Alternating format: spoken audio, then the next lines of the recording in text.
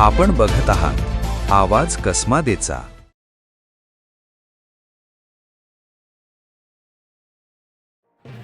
देवळा तालुक्यात खरीप हंगाम तोंडावर आला असताना शेतकऱ्यांसमोर डिझेल टंचाईचा गंभीर प्रश्न निर्माण झालाय।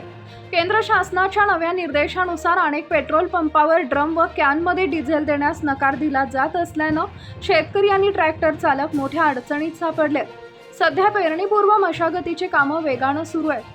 शेतातील नांगरणी, वखरणी आणि इतर मशागतीच्या कामांसाठी ट्रॅक्टरची मोठ्या प्रमाणावर आवश्यकता असते। मात्र पेट्रोल पंपावर ड्रम व कॅनमध्ये डिझेल उपलब्ध होत नसल्यानं अनेक शेतकऱ्यांची कामं ठप्प झाली आहेत। यामुळे खरीप हंगामाच्या तयारीवर परिणाम होण्याची भीती व्यक्त केली जाते। या समस्येकडे प्रशासनाचे लक्ष वेधण्यासाठी संतप्त शेतकऱ्यांनी सोमवारी देवळा तहसील कार्यालयासमोर रिकामे ड्रम वाजवत अनोखे आंदोलन केले। डिझेल द्या, शेती वाचवा अशा घोषणांनी परिसर दणाणून गेला।